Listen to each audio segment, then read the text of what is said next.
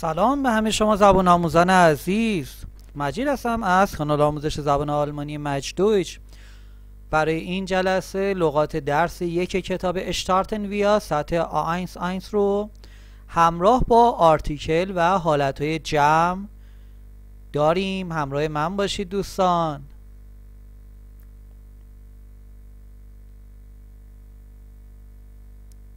اولین کلمه ایش. تکرار کنید با من. ایش یعنی من. دو یعنی تو.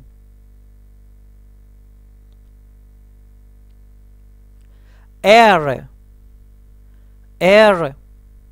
یعنی او مذکر. زی یعنی او مؤنث. دقت کنید که این زی با اس کوچیک نوشته میشه.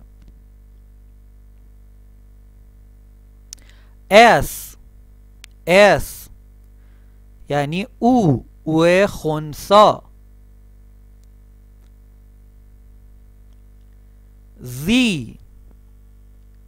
زی با اس بزرگ میشه تو محترمانه. هایسن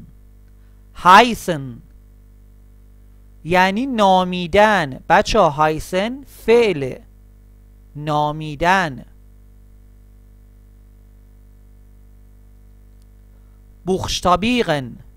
بوخشتابیغن یعنی هجی کردن. این هم فعله. دقت کنید فعلا رو بالاش قید کردم که فعل هستش. در نامه یعنی نام. دی نامن یعنی نام ها. بچه ها آرتیکل نامه در هست. وقتی به حالت جمع تبدیل بشه دی میشه و آخرش یه ان اضافه میشه. دقت کنید دوستان، تمام اسامی حرف اولشون باید به صورت بزرگ نوشته بشه. کلمه بعدی در فورنامه یعنی نام کوچک. دی فورنامن یعنی نامهای کوچک.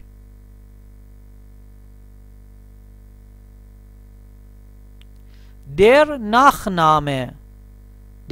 ناخنامه یعنی نام خانوادگی.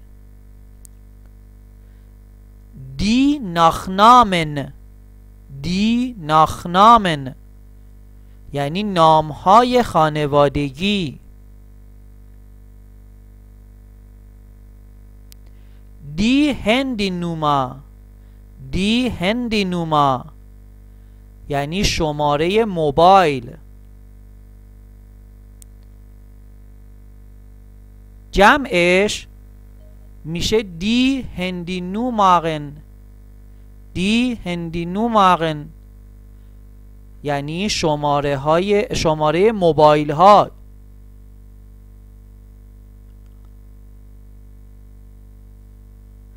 دی تلفن نوما میشه شماره تلفن. دی تلفن نومرین میشه شماره تلفن ها.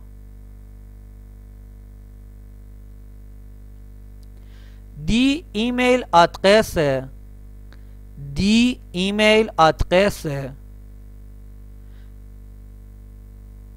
میشه آدرس ایمیل. من اینو درستش بکنم.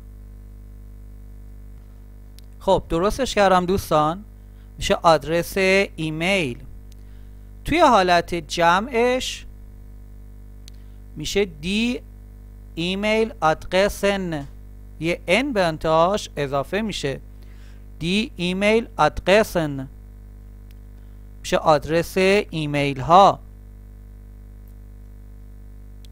فراو، فراو میشه زن، خانوم، آرتیکلش دی هستش، دی فراو. هر، هر میشه آقا، آرتیکلش در هست، در هر. ور کلمه پرسشیه، یعنی چه کسی، ور چه کسی. وی، وی باز کلمه پرسشیه، یعنی چی، چگونه. وی چی، چگونه.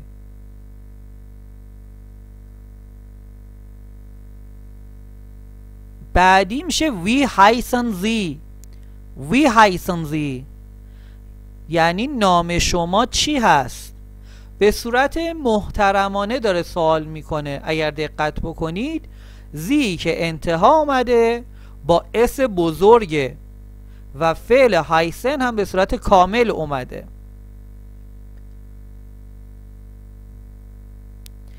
وی هایست دو، وی هایست دو یعنی اسم تو چیه، همون جمله قبله ولی این بار به صورت خودمونی و دوستانه است. وی هایست دو، نام تو چیه. Das ist، das ist یعنی آن هست. حالا هر چیزی میگیم مثلا das ist ein Büro، اون یه دفتر کاره. das ist یعنی به معنای آن است. کلمه بعدی وو، وو یعنی کجا.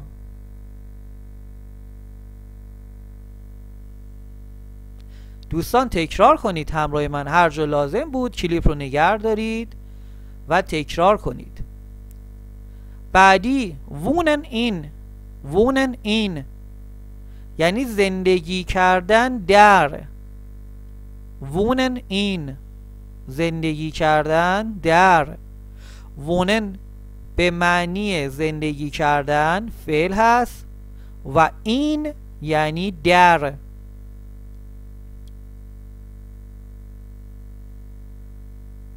کلمه بعدی woher، woher یعنی از کجا. woher از کجا.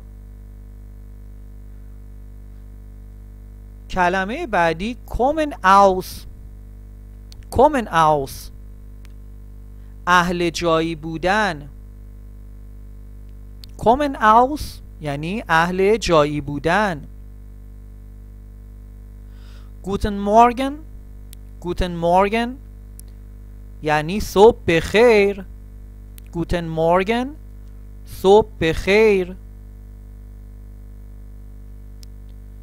guten Tag، guten Tag یعنی روز بخیر. guten Tag یعنی روز بخیر. guten Abend، guten Abend یعنی عصر بخیر. guten Abend یعنی عصر بخیر. هالو، هالو یعنی سلام. هالو سلام. های، های باز به معنی سلام. های سلام. چوس، چوس یعنی خدا حافظ.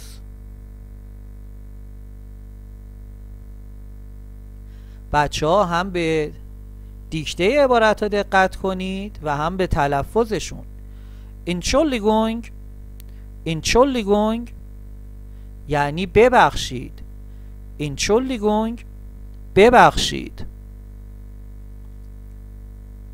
Danke، Danke تشکر، ممنون. Danke تشکر. Bitte، Bitte یعنی لطفاً. کلاً کلمه بیته معانی مختلفی داره توی جملات متفاوت، ولی توی درس اول به معنی لطفاً هستش. Wie bitte؟ Wie bitte یعنی چی؟ متوجه نشدم. Wie bitte یعنی چی؟ متوجه نشدم.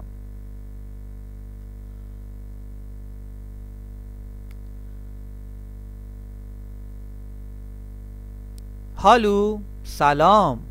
هالو، سلام. خب کلمه بعدی اسمه. مذکر آرتیکلش در هست. در دویچ کورس. در دویچ کورس یعنی کلاس آلمانی. کلاس آلمانی. وقتی بخوام به حالت جمع تبدیلش کنم میشه دی دویچ کوکسه. دی دویچ کوکسه یعنی کلاس های آلمانی. پس برای حالت جمع یه ا به انتهای عبارت اضافه شده.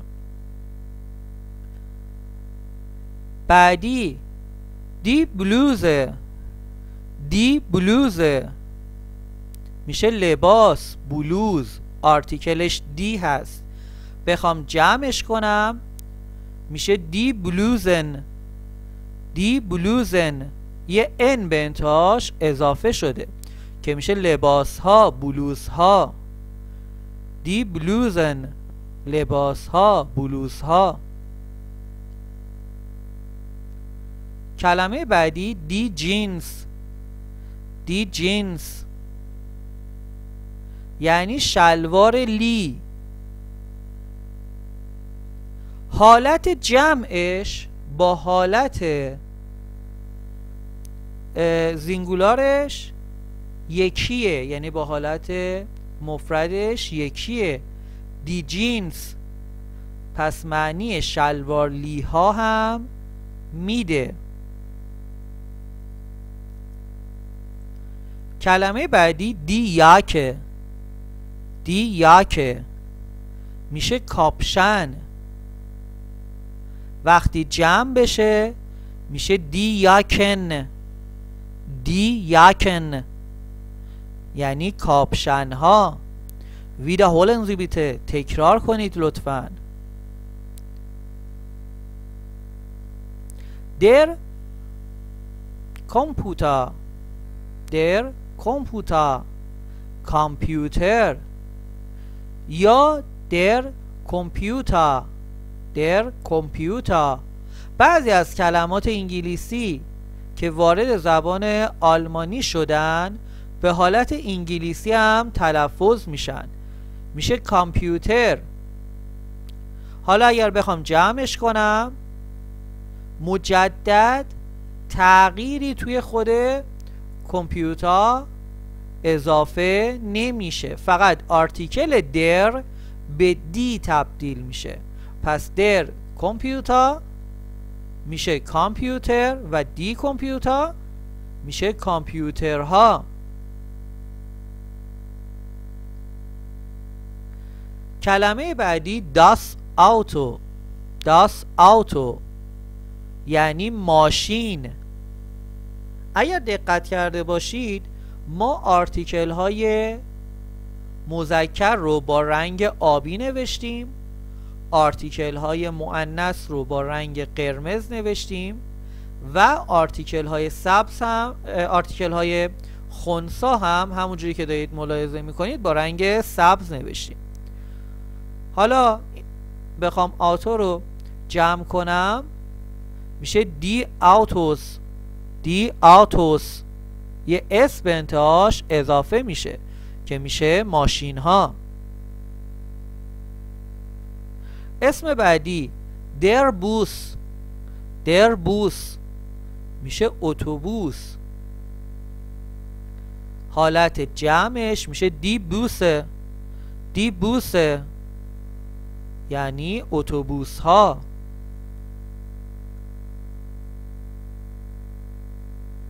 کلمه بعدی داس تاکسی. داس تاکسی تاکسی و وقتی جمعش کنم میشه دی تاکسیس. دی تاکسیس یه اس به انتهای جمله اضافه میشه میشه تاکسی ها. بعدی دی موزیک. دی موزیک میشه موزیک، موسیقی.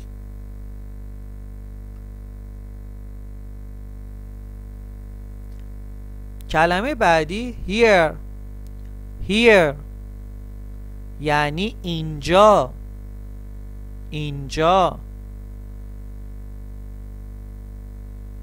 کلمه بعدی und. und یعنی و. und و. خب دوستان عزیز، اگر تا اینجای کلیپ از کلماتی که ارائه شده و حالت کلی کلیپ رضایت داشتید، حتما کلیپ رو لایک بکنید. اگر دیدید برای مابقی دوستانتون هم میتونه مفید باشه، براشون شیر کنید. کامنت و لایک فراموش نشه و اگر توی کانالم جدید هستید حتما کانال رو سابسکرایب کنید. بریم سراغ ادامه کلمات. در کافی. در کافی یعنی قهوه. حالت جمعش میشه دی کافیس. دی کافیس یه اس اضافه میشه یعنی قهوه ها. اسم بعدی دی ت. دی ت ببخشید در ت. در ت یعنی چایی، آرتیکلش در هست و تو حالت جمع میشه دی تیز. دی تیز یه اس به انتهاش اضافه میشه که میشه چایی ها.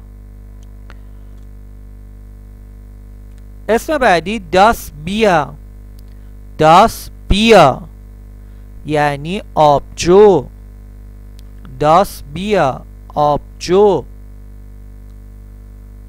حالت جمعش میشه دی بیغه. دی بیغه آبجوها یه ا به انتهاش اضافه میشه. کلمه بعدی داس موزلی. داس موزلی. بچه ها موزلی یه نوع صبحانه است که توی کشورهای اروپایی استفاده میشه. جمعش میشه دی موزلیس. دی موزلیس مجدد یه اس برای جمع به انتهاش اضافه میشه. اسم بعدی دی پیزا. دی پیزا میشه پیتزا. برای جمعش مجدد یه اس اضافه میشه دی پیزاس.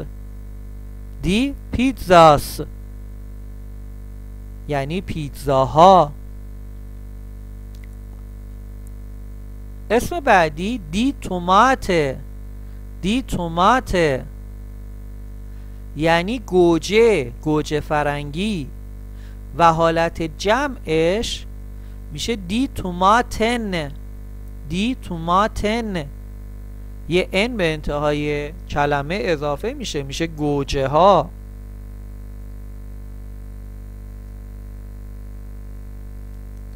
اسم بعدی دی شپراخه. دی شپراخه یعنی زبان. و حالت جمعش میشه دی شپراخن. دی شپراخن یعنی زبانها.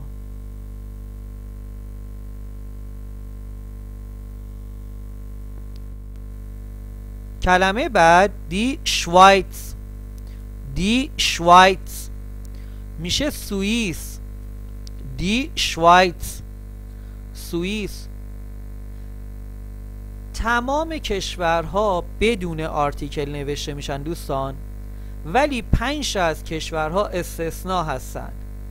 اولیش سوئیسه، دی شوایتس.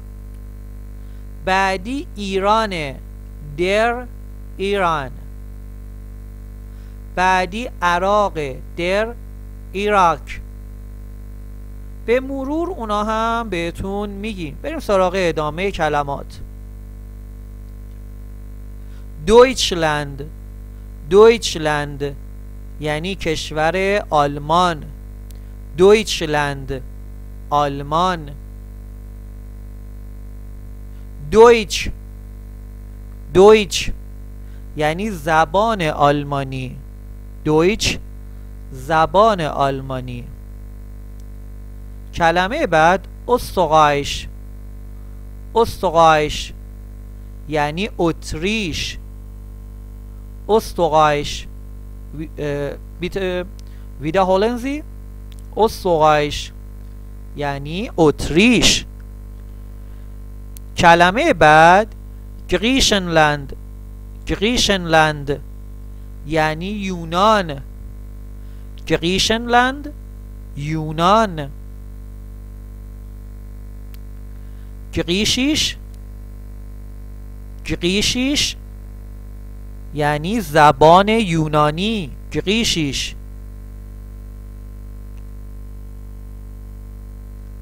کلمه بعد انگلند.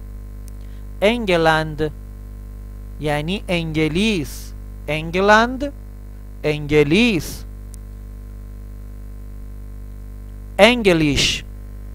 انگلیش یعنی زبان انگلیسی.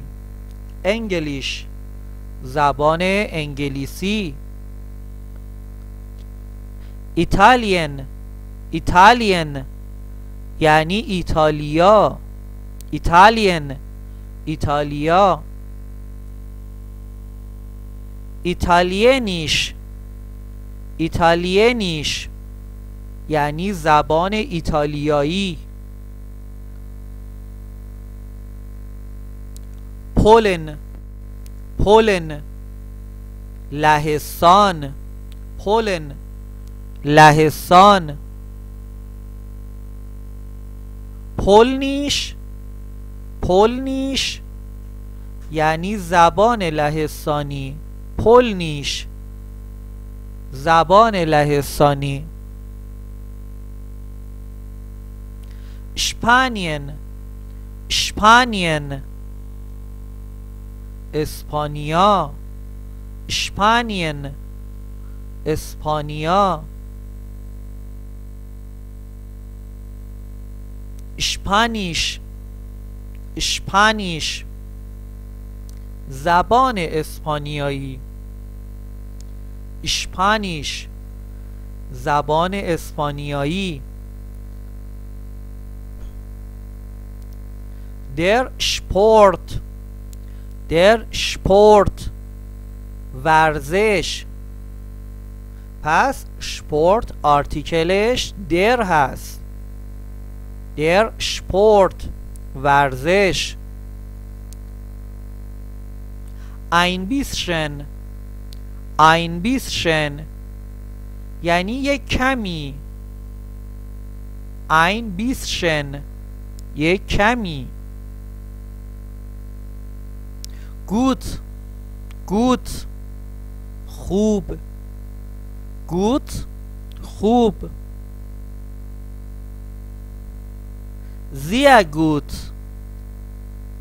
sehr gut یعنی خیلی خوب. میتونید زر هم تلفظ کنید. زر گوت خیلی خوب.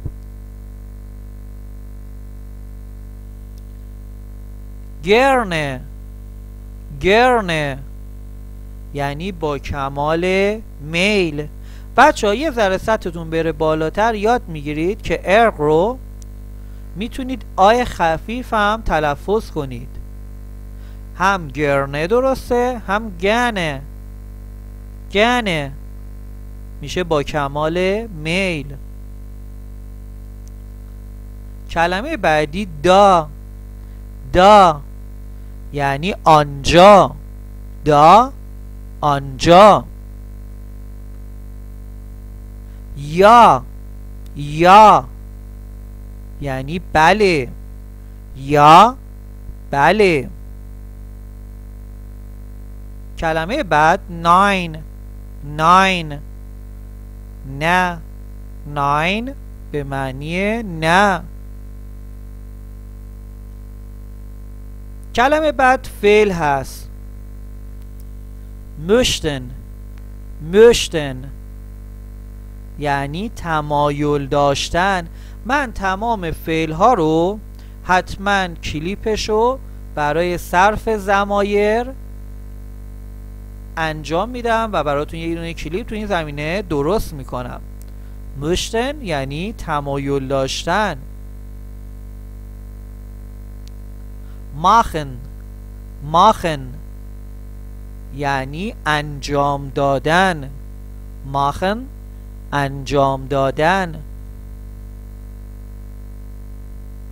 studieren. studieren یعنی مطالعه کردن، تحصیل کردن. studieren مطالعه کردن، تحصیل کردن. جوگن. جوگن یعنی آهسته دویدن. جوگن آهسته دویدن. دی مدیتسین. دی مدیتسین یعنی دارو. دی مدیتسین دارو.